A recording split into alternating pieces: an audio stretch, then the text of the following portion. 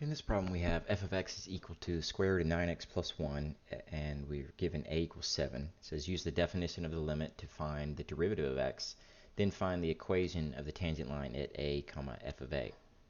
Okay, so the first thing we want to do is write the formula for the definition of the derivative, which is f prime of x is equal to the limit as h approaches 0 of f of x plus h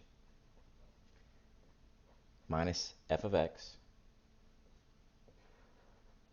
over h. Okay, so let's put in our information here. Let's see, we have the limit as h approaches 0 of f of x plus h. So everywhere we have an x in this function, we're going to have to replace with an x plus h. So we have the square root of 9 times x plus h plus 1, and then minus the function itself, so that's the square root of 9x plus 1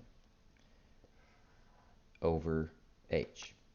Okay, we can clean that up. We can multiply that through, so that gives us the limit as h approaches 0 of the square root of 9x plus 9h plus 1 minus the square root of 9x plus 1 over h. Okay, so if we try direct substitution, we're going to get 0 over 0 because, well, the 0 here goes directly in, becomes 0 in the denominator. Here, if we put a 0 there, that term goes away, and you get square root of 9x plus 1 minus the square root of 9x plus 1. So we get 0 over 0, which is not helpful for us. So we need to clean this thing up a bit. So what we're going to do is we're going to multiply by the reciprocal of the numerator. When you multiply by a reciprocal, it turns it into a difference of squares, and that's going to help us get rid of some of these radicals that are floating around everywhere, at least in the numerator. So we've got the square root of 9x plus h plus 1, that's an h right there, plus 1, 9h, excuse me, and then minus the square root of 9x plus 1 over h. Now I'm going to multiply the numerator by, get a different color here, by the reciprocal. So square root of 9x plus 9h plus 1 plus the square root of 9x plus 1. Okay, if we do it to the top, we have to do it to the bottom, so the bottom also gets multiplied by this. So square root of 9x plus 9h plus 1 plus the square root of 9x plus 1. Okay, so like I said, you multiply by the reciprocal, and that becomes a difference of squares, which means that the inner terms, the middle terms, will cancel each other out. In other words, when we multiply these two right here, we get a huge long thing if we multiplied it all the way through. But it's the opposite of this right here because of the sign, the negative. So the middle terms, they'll cancel each other out. So we don't even have to mess with multiplying all that through because we know those two middle terms will cancel out. So we get the limit as h approaches 0, the first two terms multiplied minus the second two terms multiplied. Okay, so the first two terms, that's the exact same term, square rooted, so it becomes, the square root goes away, and we get 9x plus 9h plus 1 for our first term, because square root times the square root. The second term, it's a minus, and the same thing happens here. We've got a square root and a square root of the same exact term, so they will also cancel. So we'll be left with 9x plus 1. In the denominator, we're not going to do anything with that stuff. We're just going to leave it alone for now. So let me go ahead and write it down.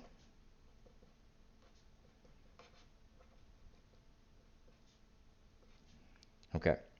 Now, if we distribute this 9x plus 1 with this negative, notice what's going to happen. This is going to become a negative, and this is going to become a negative. So it's the same thing, except this is positive and this is positive. So what will happen is that this and this and this and this will all cancel. What is left in the numerator? Well, we have a 9h in the numerator. And then in the denominator, we've got all of that stuff. I'm going to have to write super small here because I am running out of room. So the square root of 9x plus 9h plus 1 plus the square root of 9x plus 1. Okay? So it looks like that we haven't helped ourselves, right? So we plug in a 0, we still get 0 over 0. It's right here. But now we can cancel these h's, right? So this h and this h can be reduced because there's an h multiplied by everything on top. There's an h multiplied by everything on bottom. So we can reduce those h's. So now we get the limit as h approaches 0 of 9 over all that stuff that we have, the square root of 9x plus 9h plus 1 plus square root of 9x plus 1. That's a long parentheses there. Okay, now we can try direct substitution. So if we try direct substitution now, we basically, the only thing it goes into is this h right here, which means that term is going to go away in our next step. So we get 9 over, we're no longer writing the limit because we've already substituted in the 0. So 9 over square root of 9x plus 1, because the 9h term is gone, plus the square root of 9x plus 1. Okay, now it's the exact same thing. So how many of these do we have? Well, we have 2. So 9 over 2 of the square roots of 9x plus 1. That is f prime of x. So f prime of x is equal to 9 over 2 square root of 9x plus 1. So that's the derivative of, let's go back up, this function. Okay, so we have the derivative there. Now what they want us to do after we find the derivative is they want us to find the equation of a tangent line. Okay, so you need 3 things for the equation of a tangent line. You need an x, a y, and a slope. Okay, we have x. X is a equals 7. So x is equal to 7. Y is equal to don't know. M is equal to don't know. We need to figure it out. Okay, so to figure out the y, we plug the 7 into the original function. Let's go ahead and write that over here. F of x is equal to the square root of 9x plus 1.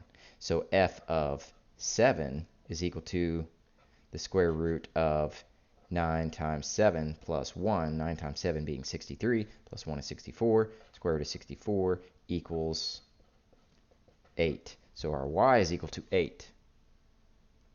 Our slope of the tangent line is, well, we plug in into f prime. So f prime of 7 is equal to 9 over 2 square root of 9 times 7 plus 1. Okay, so let's see what we get there. We have 9 over, we know this turns into be 63 plus 1 is 64, square root is 8, so 16 on bottom. So m is equal to 9 over 16. Let's write it right there. Okay, so we have x, y, slope. What else do we need? Nothing. So y minus 8 equals 9 over 16 times x minus 7. That's the tangent line. We can clean that up a little, though. So that will give us y is equal to 9 over 16x. We distribute here. That gives us negative 63 over 16 plus 8 when I move this 8 over. Okay, I'll go to my handy-dandy calculator here to finish that problem up. So negative 63 over 16 plus 8, and we get 65 over 16. So we get y is equal to 9 over 16x plus 65 over 16. And that is the equation of the tangent line.